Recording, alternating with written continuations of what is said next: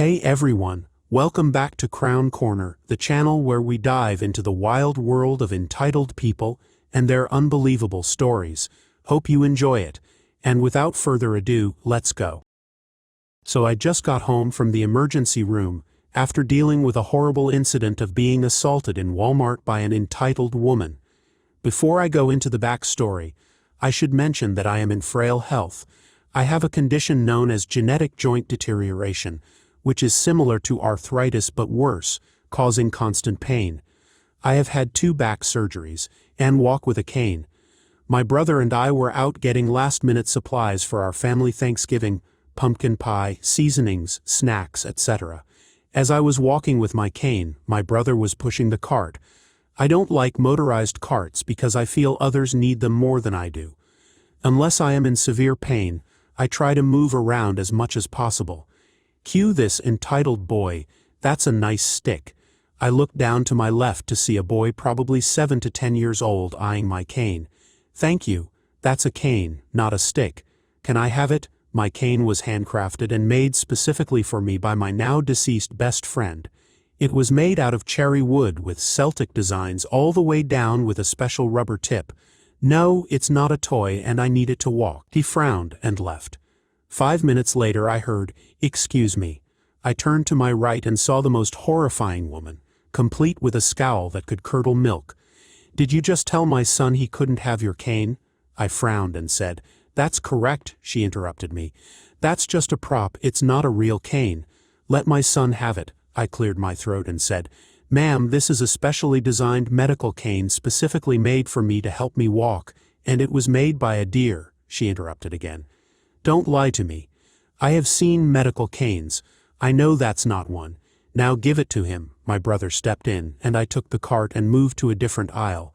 My brother met up with me after a few minutes and said she left. About 5 to 10 minutes later, I felt something like a fridge hit my back, and I went flying into a holiday display. As I lay there, the woman was trying to grab my cane. I was in an incredible amount of pain, trying hard not to cry out as my brother pushed her back into the main aisle, forcing her to land promptly on her back. She began to howl and scream, saying we assaulted her. A kind employee came rushing over to check on me as I was on the verge of fainting. Meanwhile, the woman had a crowd around her, and she was telling them how we assaulted her and her child. I still couldn't speak, as I was trying to regain my bearings. My brother, on the other hand, remained incredibly calm and asked the employee to please get the manager and call the police, and possibly an ambulance. About 10 minutes later, I finally came to my senses, and my brother was explaining to the manager, the employee, and the security guard what had happened.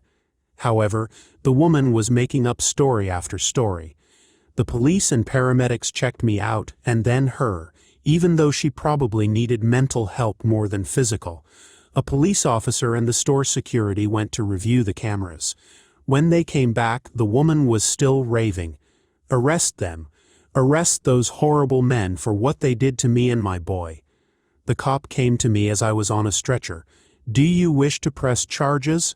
The woman immediately started running for the door, leaving her child behind, only to be tackled in the parking lot by security and police. The employee and manager wanted to pay for my groceries and insisted they never endorse this behavior. As far as employees go, they deserve commendation for their customer service. As I was being put in the back of the ambulance, all I could hear was the woman screaming at the top of her lungs in the police cruiser. I was assaulted over and over. I'd like to point out that medically I am okay. However, please, for the love of goodness, if you're reading this, don't ever act like this towards anyone. This is my husband's story, but he doesn't use Reddit, and I just lurk. He had a weekend planned with his friends. We live on the West Coast, but most of them live on the East Coast. He was on his second leg, taking a flight from Baltimore to Cleveland 1.5 hours, but had already been on the first leg for 4.5 hours. He had packed snacks and things to do. He was playing his Nintendo DS and decided he was done, and wanted to rest his eyes. He closed it and put it in his backpack when the drink cart came by. The flight attendant advised him that the woman across the aisle would like to use his gaming device. He said, "Whatever. I will take a Coke Zero." Then the woman, whom I shall refer to as Karen, started demanding through the flight attendant that he give her precious Timmy, about 9 years old, his game. He said again, "Yeah, whatever," and started to eat his snacks. When they collected the trash, it must have occupied Timmy's time for a while. But then Karen started in again, this time directly to him. "Karen, are you playing your game, hubby?" "Nope." Karen, "Well, my Timmy would like to play your game." "Hubby, I already told you no." Karen, "Well, you're not playing it, hubby, and neither are you." She then got red-faced and started reading her book. With this memory, he got petty revenge, even though she will never know. On his return flight from Cleveland to Denver, 3.5 hours, he was one of the first to board. The flight attendant asked him if he minded sitting with an unaccompanied minor. His name was Colin, and he was about 12 years old. He said, "No problem." He used to send his daughter that way for visits. He could tell Colin was bored and asked him if he liked Pokemon. He said, "Yes," so he gave him his Nintendo DS to play. Then he opened his backpack and offered him snacks. Colin was so happy. He ate trail mix, beef sticks, and Starbursts while playing his favorite game. All my husband could think about was that horrible Karen and her bored son on his last flight. Ha ha ha. The flight attendant was so happy he was occupying Colin's time that she gave him the entire Coke Zero can instead of the tiny cup that the other passengers get. The next time around, she offered a drink on them, and he discovered that he liked mango vodka seltzer. He had too. He was so excited to tell me when he got home about dealing with a Karen in the wild and having a much better experience on his next flight. If you've read my earlier stories, you know I work at a dog hotel for the affluent in my hometown. Things there are getting strange, but I don't want to get into too much detail about that, because it has little to do with this story about another entitled Karen who demanded I show her pictures of my dog. If you know me, you know my dog, Alina, is the center of my world. She is my little fur baby, the sweetest dog you'll ever meet, and those who meet her fall in love with her instantly. I feel very lucky to have her. I'm not particularly religious, but I do believe that dogs are angels. My Alina is my angel. One of the regular conversations the hotel employees have with customers is, you guessed it, about dogs. We rave about our dogs to each other, and during break time we show pictures of our dogs and tell stories about them. During my last shift, I was on break and had the break room all to myself. I put in my earbuds and was listening to music, Indian music that starred Raja Kumari. But then the owner came into the break room with one of our clients, who is also her personal friend, and the Karen of this story. The owner said she had to use the restroom, so I had to keep an eye on Karen. I was off the clock, so it wasn't technically allowed, but I figured, okay, I could do a favor for my boss and maybe make an impression to show my dedication, and kept an eye on Karen while I was enjoying my break. That didn't last long. Karen asked me if I was an animal lover, so I thought I could entertain her with a conversation. I told her yes, that I love animals and have lots of experience with them, mainly dogs, cats, and horses. I have my little Alina. I had a cat when I was a kid, and I love riding horses. Karen said she didn't believe I was a horse rider, her words, not mine, because there aren't any horse farms in our hometown. No, there aren't any here, but there are plenty outside of town. I went back to listening to music, then Karen interrupted me, asking if I had any pets. I told her that I have a black Labrador, and she asked if I could show her a picture. Foolish me, I did. Your dog is so cute, she said, and I said thanks. Karen then proceeded to tell me that her black Labrador died months ago, and that her kids want a black Labrador. I offered to tell Karen about where I got Alina, and she said, no, thank you. I don't want just any dog, I want your dog. I'm sorry, but I have more money than you, and I could give Allie a much better life than you can give her. Show me more pictures of her. I need to get a feel for a better name for her. I'm very protective of my Alina, and told Karen no, that Alina wasn't for sale. Karen then told me to give Alina to her for free, out of the goodness of my own heart. And again, I told her no. Karen was close to crying, saying I was being mean. I told her that I wasn't giving anyone my Alina, then lied to her by saying my break was over. I got up to leave just as Karen tried grabbing my phone to do who knows what, and I told her to back off. At this point, Karen was close to crying. Fake crying, I assure you, and saying that I was being mean to her and her kids. I told her that wasn't my problem, that I would have been nice to tell her how to get a dog like Alina, but I didn't even want to do that for her anymore. I asked, if she's so rich, why can't she get a dog of her own without harassing me for mine?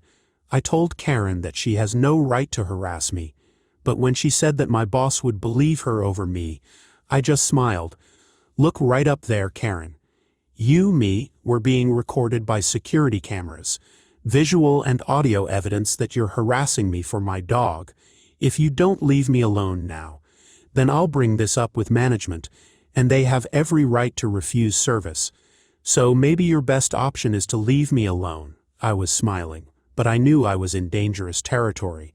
That moment could have cost me my job, but I felt I was doing the right thing by defending myself, and my Alina, by pretending to be the equal to Karen, you can't touch me sort of way, you know?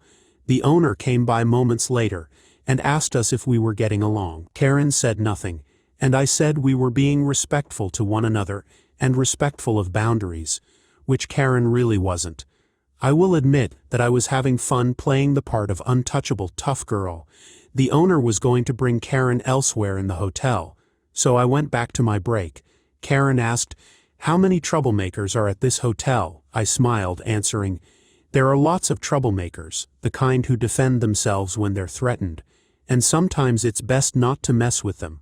The funny part about this, the owner said, "I wouldn't say it in such terms, but essentially yes." Karen left with the owner, and I was smiling for the rest of my shift. I understand that the title might seem exaggerated, and given the circumstances, it probably wasn't a serious threat, but at the first moment, I definitely took it that way.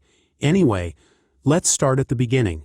Last weekend, I was at a festival which carries quite a bit of relevance in the area. What's special about this festival is that it uses what some locals call the Nazi festival area. Given that it was used for the National Socialist German Workers' Party rallies from 1933 to 1938, and was going to be used for much longer if it wasn't for the war. There are reminders of Germany's darkest past every 5 meters. Nowadays, it serves as a memorial museum and occasionally as a venue for big events, like the aforementioned festival. Keep in mind the special history of that place. I was generally having a good time, as there was no shortage of alcohol, and people were giving me lots of attention because I was wearing a unicorn costume, just to stand out a little. To be honest, it was hot as heck and rather impractical, but people generally found it funny. Especially, the security personnel always smiled when they saw me, and that made it worth it. As the day went on, I saw a guy with a jacket that had a very cool patch. I thought to myself, I can't sew a patch on in that short time until the next act, but I do have a sticker with the message, so I'll just stick that on for now. The message on the sticker in question, FCKNZS. Given that I paid attention in history class, I can tell you with 100% certainty that "forget Nazis" is not a controversial statement to make. It is the only position to support. If you disagree with me about this, go back to whatever cave you came from and forget yourself. I was generally having a great time. Billy Talent was playing, Green Day was next, and people seemed to enjoy my outfit even more. I felt a little exhausted and stepped out of the mosh pit to take a breath. While facing the stage, I felt someone touching the horn of my unicorn costume and making inappropriate motions. I looked around, and because this wasn't the first time, I said, "Well, that's it, I just came." The man and the woman, both in their early to mid-20s, laughed, but the laugh died down when they saw my sticker, which was placed on my chest, by the way. The woman tried to take it off, and I said, "No, this needs to stay. I am an anti-fascist unicorn." She still tried to pull it off, and I asked, being very optimistic, "Do you need one? I got some more." She said, "Yeah, give me all of them." I thought something was wrong and only gave her one. She tried to light it on fire, which didn't work, to which I said, "It is common knowledge that Nazis want to burn stuff, so we're prepared." "That won't work." She then held the lighter towards my costume and said, "Doesn't matter, you're gonna burn anyways." At that moment, I was a little nervous. On the one hand, I thought, she wouldn't do that, right? I mean, an incident like that would likely mean the festival would be cancelled, right? Also, there were plenty of people around to witness and help me, and security was only 5 meters or so away to detain her should things escalate. On the other hand, I thought, this woman came to the former Nazi Party rally grounds and tried to set a FCK NZS sticker on fire. It takes a different kind of ignorance, stupidity, and lack of social awareness to try that. Who knows what she'd do? Long story longer. I was too stunned to say anything smart, so I just slapped the lighter away and mumbled something like, "Read the darn room and go back to 5th grade history." But I doubt she heard it. The festival in general was insane, but this little incident on the first day cast a shadow over the other days for me too. That is until the last day, when about 50 to 60,000 people did a middle finger wave dedicated to the German far-right party and chanted that the entire city and country hates them. That restored my faith in humanity a little. Enjoying the stories yet? If you do, please subscribe, like, and comment. This particular story has just come to a head today, largely thanks to the persistently predictable actions of this story's antagonist, who we'll call Kevin.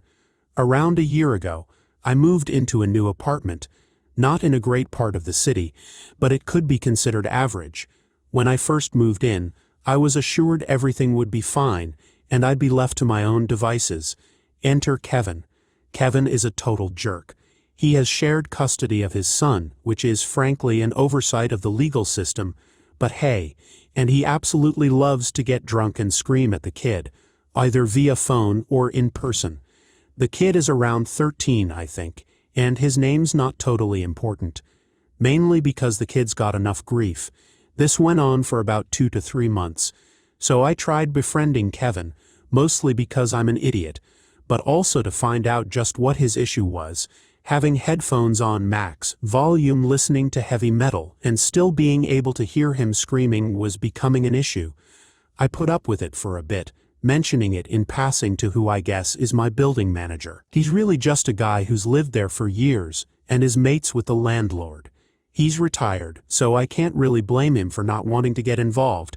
He mentioned that Kevin had lived here for about 5 years and had numerous complaints, including from the previous tenant, who'd moved out because she'd had enough of his nonsense. He also mentioned that Kevin had shared custody because his ex was also a bit of a loser. Like, seriously, that poor kid. But as such, meant a load of social workers were involved, even if they clearly weren't very good at their jobs. One day, Kevin was screaming at the top of his lungs again.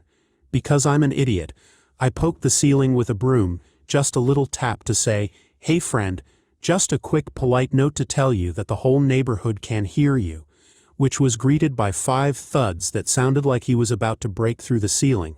This naturally got me angry, so I knocked on his door, and he simply opened it and told me to get lost. Fair enough, I thought, as I frankly had better stuff to do, so I went for a walk. Upon return, Kevin was putting his bins out and started to give me grief, which I returned in kind, causing him to square up to me and threaten to kill me. I held my ground, and he started going on about respect and stuff. Oh no, really. And told me he held all the cards and there was nothing I could do. I simply said, "If that's how you want to be, then that's how it is," and left him to have his little fit outside. My first call was to the police, who took it surprisingly seriously. They came out within an hour and we sat in the police car and discussed all of Kevin's transgressions, a lot of which I had recorded, mainly to WhatsApp to my friends like, "Hey, Kevin is at it again." They took a statement, said there was likely nothing they could do, but they might investigate Kevin on the count of child abuse and the social worker involved. I then asked them if evidence would help, and they replied it'd save them a lot of time if I could get some, but it would need to be recent. Last 3 months, okay? Sure, they said, but 3 months is a long time, and he might have changed. No, officer, I mean covering the last 3 months. Excited he was, to say the least.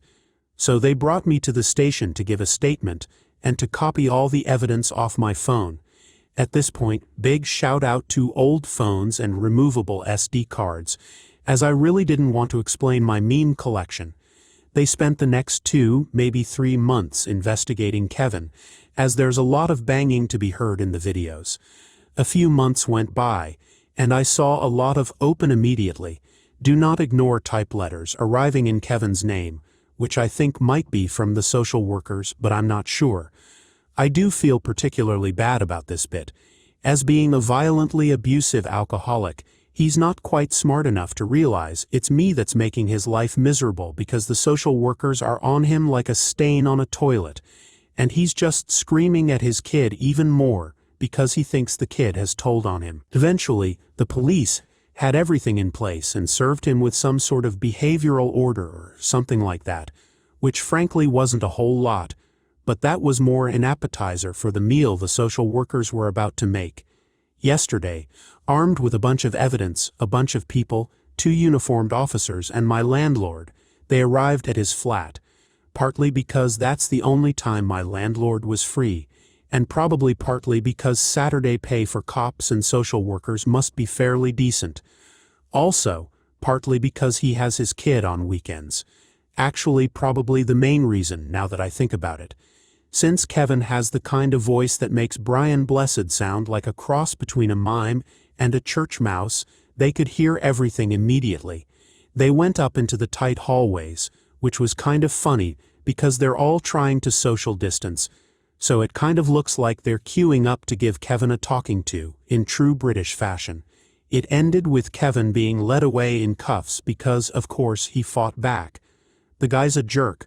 It's totally in his nature. They've also heard some of the loud phone conversations, and have now charged him with a bunch of stuff I frankly don't understand but has had, and will have several knock-on effects. Firstly, no more contact with his kid. A minor victory since his mom is a bit of a loser herself, but they're under a microscope now, so maybe that'll help. Secondly, my landlord was especially not happy about being contacted by both me and the police regarding Kevin. So he's using one of the charges or something to speed up the eviction process. This is annoyingly still going to take about 2 weeks, but I'm sure I'll live, meaning it's not the current 6-month COVID guidelines.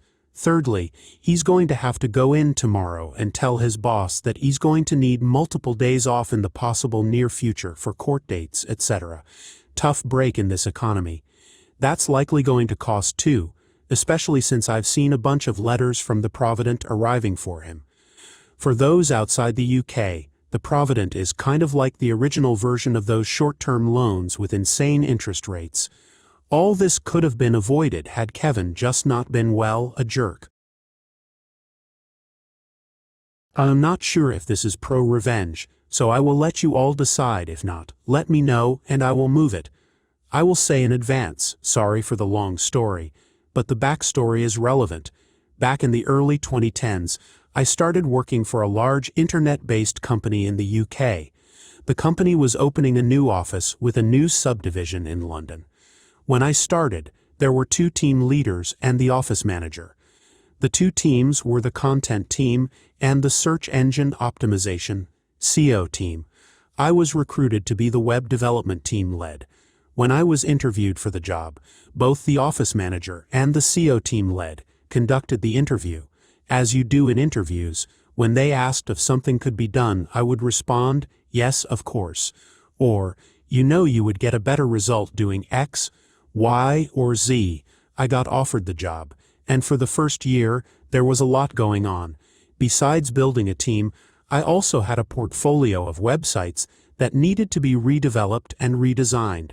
It was at this point that some red flags started to pop up. The SEO team lead, we will call him Andy, would come to me and tell me that I needed to do things his way.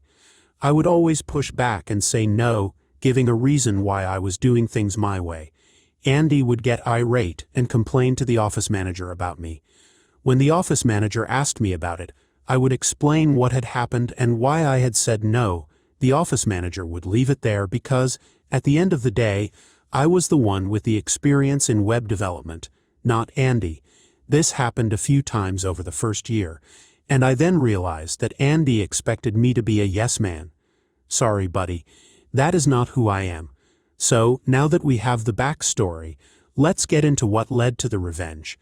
My team and I had been working hard to get 2 of the new websites completed, and I was due to show them off to the board before they went live.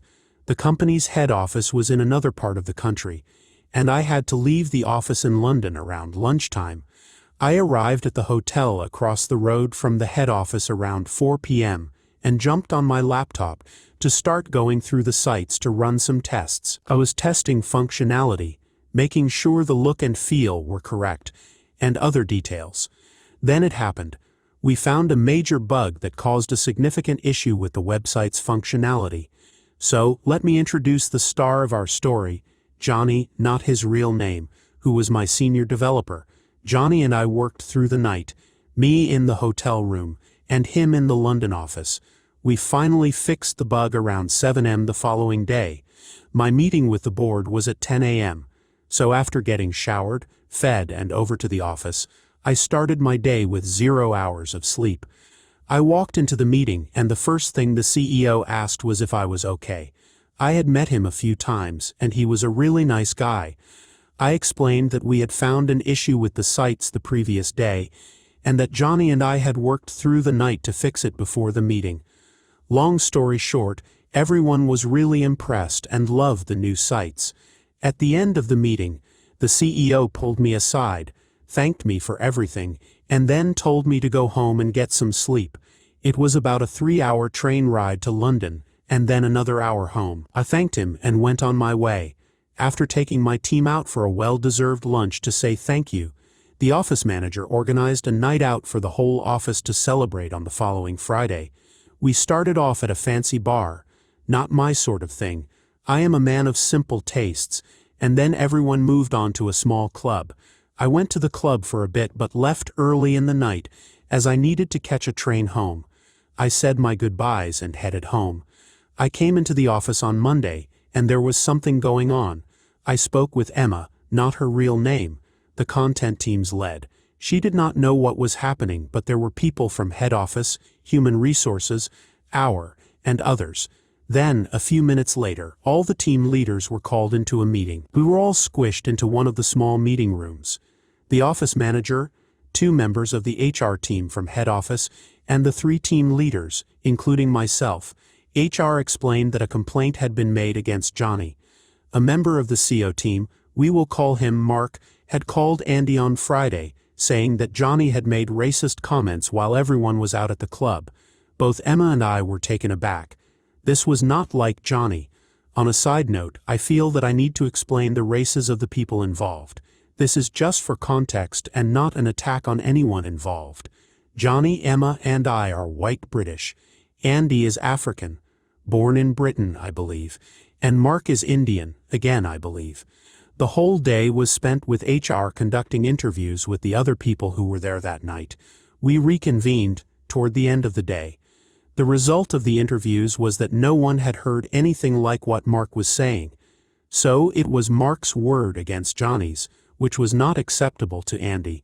He wanted Johnny fired and cried, "We cannot have someone like that in the office." Emma and I thought it was strange that Andy was so insistent on firing Johnny with no evidence. Both the office manager and HR agreed, and Johnny was let off with a warning and advised to be aware in the future of how things he says could be misinterpreted. Life went back to normal in the office, until about 2 months later. The story of what had happened had gone around the office, about 12 people. Then one afternoon, I was pulled aside by one of the guys on the content team who said he had overheard Andy and Mark talking and thought I should know. We went into one of the meeting rooms, and he laid everything out. What I heard made my blood boil. He told me that the racism complaint was faked, and part of a plan Andy had to attack my team because I would not bend to his demands. He and Mark were on a call outside the club. Andy was not there that night. And that is when he overheard what they were doing. It later came out that their plan was to make the complaint against Johnny and get him fired. which would then lead Andy to complain that I was not fit to run a team if I let such things happen under my leadership. My first question was why he didn't bring this up with HR during the interviews. He said he did, but it was his word against both Andy and Mark. I thanked him for the information and went on with what I was doing. I was really angry. There was no way I was going to let this slide, but I knew that if I was going to go after them, I needed to have everything in place beforehand.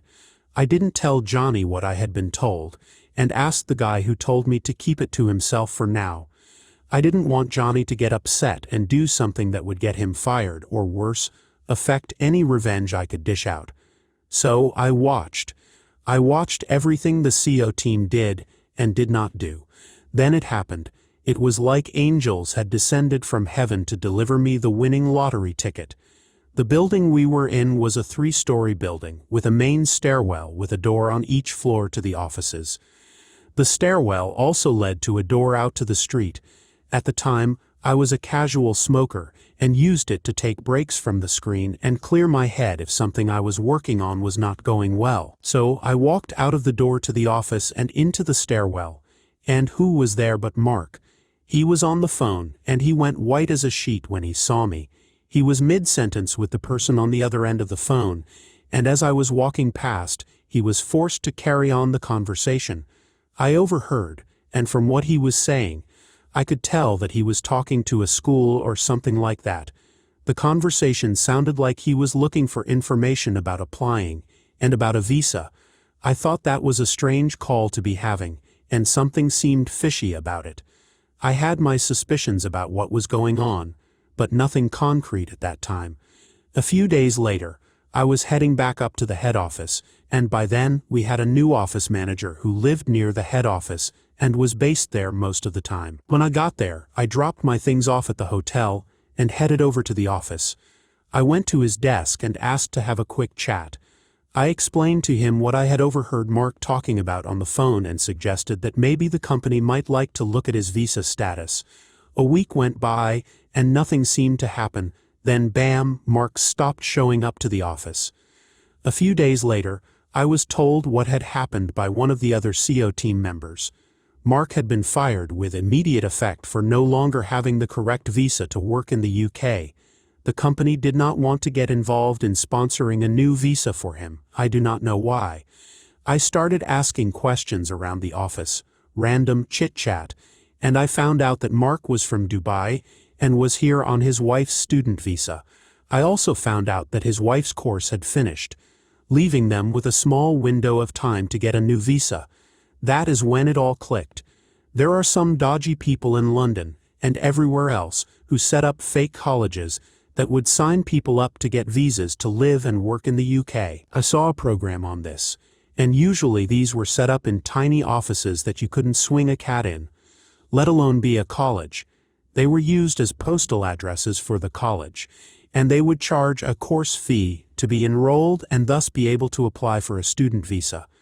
So what Mark was trying to do was to get enrolled in one of these colleges so that he could stay in the UK and continue working. A few weeks later, I found out that Mark and his wife did have to leave the UK and go back to Dubai because he didn't have any money coming in to pay for his new college course. By Mark, when I found out that Mark had been let go, I pulled Johnny aside and filled him in on everything. He could not believe it and was stunned that they would try to do that. I apologized to him, as it was my fault that he had been targeted by them in a way to get at me. He would not accept my apology and said that I had gone above and beyond in defending him. Following this, I made it quite clear to Andy that I knew what he and Mark had done, and I would not be forgetting it, and that he should watch his back. I made sure we were not within earshot of anyone else. About 2 months later, Andy handed in his notice and left the company, never to be seen or heard from again. I have told this story to some people over the years, and I have been asked many times if I feel guilty for what I did. I always respond the same way. I feel guilty that Johnny was wrongfully accused and targeted. I don't feel guilty about what I did to Mark. You don't mess with my friends, family, or team. Today marks the beginning of a new era, an era where a school district stands up for itself and defies the wealthy elite. Today's main event is a continuation of an original event from 2 days ago. A student demanded that I let go of their phone, so I did, causing both the phone and a school window to get damaged. Initially, the administration informed the parents that they would not be paying for a replacement phone. A security guard and 34 other students witnessed the student aggressively take the phone out of the teacher's hand and subsequently launch it across the room. It was entirely the student's fault. The administration was willing to drop the matter and move on, hoping the student's family would do the same. That was definitely not the case. The parents of the phone thrower demanded that the teacher, me, the original poster, pay for the phone, saying, "You better pay for my son's phone."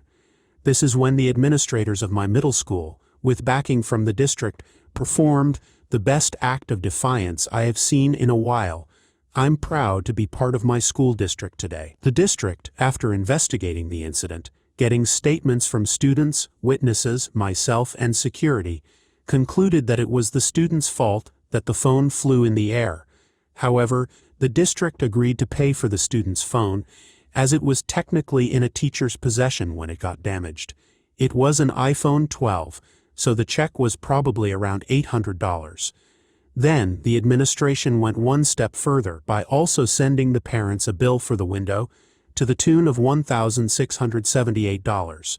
It was not a typical window and was not easy to replace. Once the teacher let go of the phone, it was in the student's possession, making it the student's fault. I'm not sure if this is the argument they made, but I presume it is their justification for it. Doing some quick math, it looks like the parents are paying around $800 either way. Plus the student is in-school suspension for destruction of school property. Thanks for joining us. If you enjoyed the video, don't forget to hit the like button and subscribe for more captivating stories. Share your own experiences and opinions in the comments below, and let's keep the conversation going. Until next time, stay tuned for more epic tales.